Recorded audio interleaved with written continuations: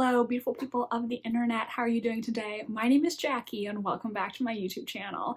Today's video is going to be a very belated Authortube newbie tag. I have been making writing related videos on my channel for a while now, but I've never filmed the Authortube newbie tag. I think one reason I didn't is because for a long time I didn't feel like I could call myself an author. I still kind of don't, because I've never published a book. So I had this mentality of, who am I to say that I'm an author? Who am I to give anyone advice? And that's been hard to overcome.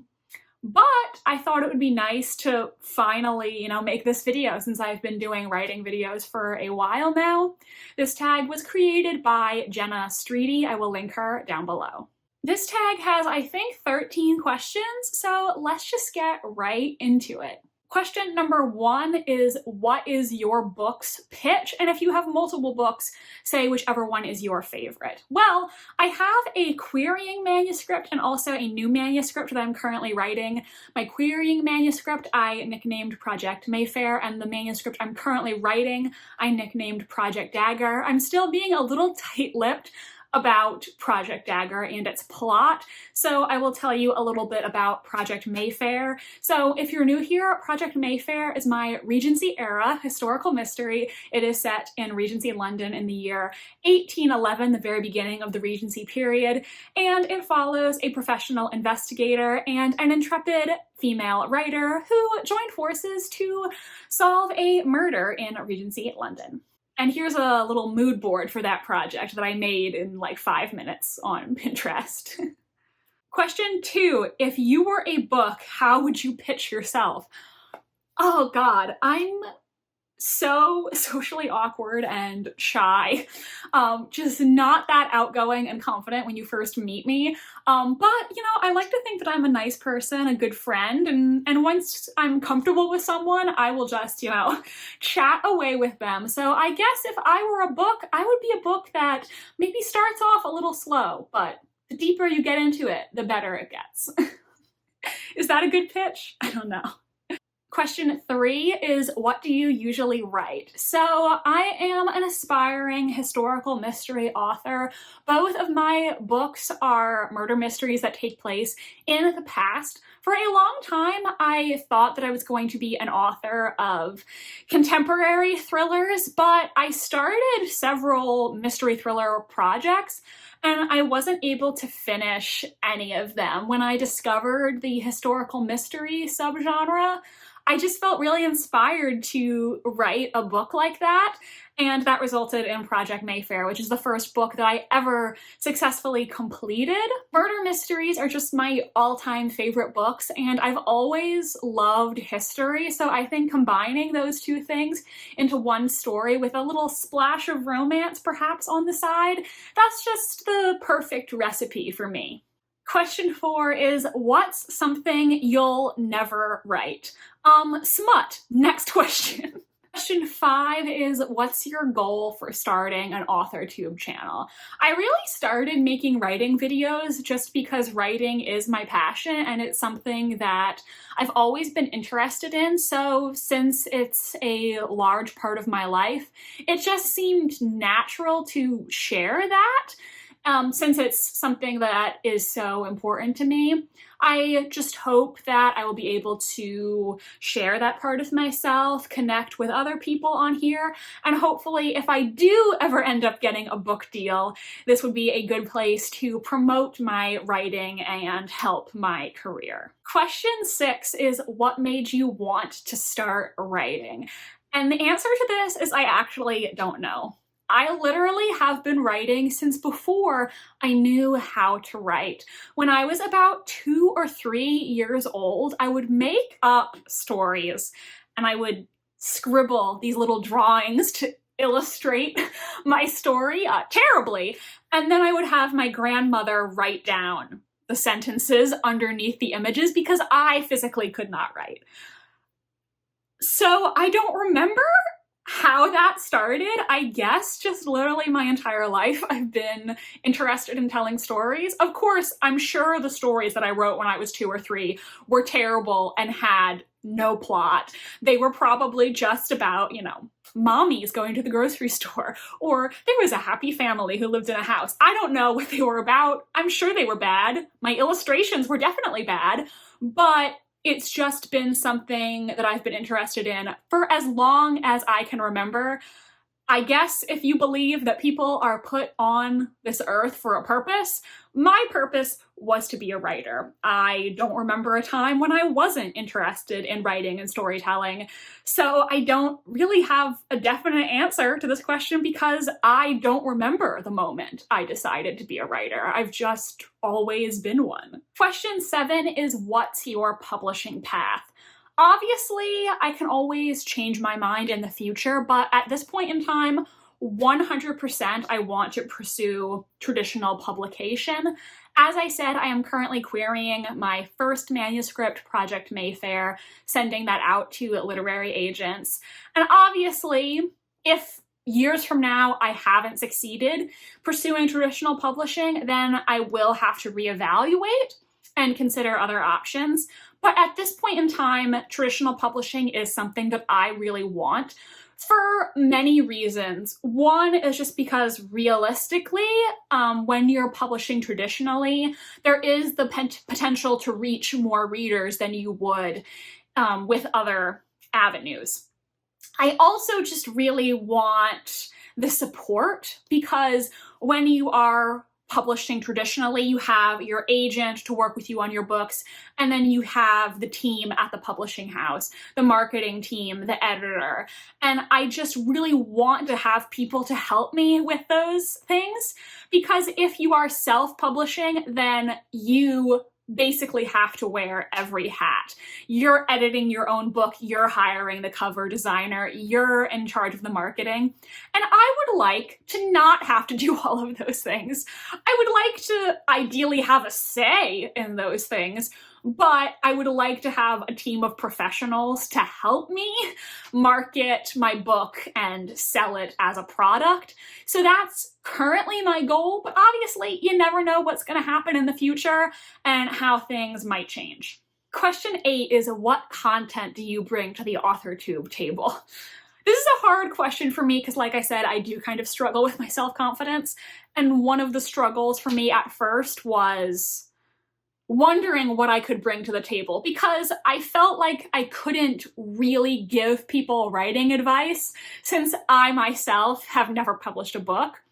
But, you know, I do bring my own perspective, and people have told me that the tips that I have made have been helpful, so I guess they're working for some people.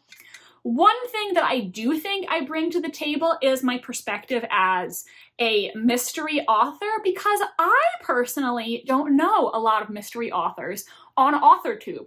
I feel like there are a lot of young adult authors, there are a lot of romance authors, there are a lot of fantasy authors, and those genres or age categories are all great, but personally, I love mysteries, and I wish there were more mystery authors on Authortube. So if you love mysteries, if you want to write mysteries, then I guess I'm your girl. So I think, you know, I am representing a genre that isn't as popular on Authortube, and if that's the kind of thing that you like, I hope you'll stick around.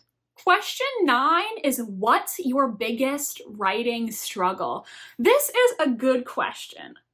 I mean, I do think I struggle with self-confidence and knowing if my work is good enough, because if you asked me, Jackie, are you a good writer? I would say 100% I'm a good writer. People have told me that I'm a great writer and that they hope someday I'm going to be famous. But when I'm actually working on a specific project, it's hard to know when it's done, when I'm 100% confident with it. And, you know, that uncertainty of, you know, did I do a good enough job? That's hard for me. And if we're talking about more specific writing struggles, one very specific struggle that I have sometimes is I have a hard time with descriptions, because sometimes I can visualize very clearly in my head what the scene looks like, what the setting looks like, but I don't know exactly how to describe what I'm seeing in my mind in words. Like, for instance, architecture. I know nothing about architecture. If I'm describing somebody's house or another significant location in my book, in my head, I can imagine what I want it to look like, but I don't have the terminology to properly explain what that is. And usually I have to go ask somebody I know to give me some guidance on that. So that's a more specific writing thing that I think I need to be better at, because sometimes I can picture it very clearly and I just don't know what words to use to convey what I'm seeing in my head. 10 is, what's your best writing skill? I personally want to say characters. I think I'm good at writing characters, and all of my characters, I have a backstory for them, even if it's not something that's going to be revealed in the book proper. I have an idea of what they would and wouldn't do. And when I had Project Mayfair beta read, one thing that beta readers were consistently telling me is that they loved my characters. I asked them in the surveys, who's your favorite character? And one person literally listed 8 characters because they just couldn't choose. It's a little hard though, because 2 of my rejections from agents who requested material for me said they didn't love the characters enough. And so that kind of hit my confidence, because it's such vague feedback, and I didn't know if they were telling me they didn't love the characters enough just because of their own personal preference, or because I'd done something wrong.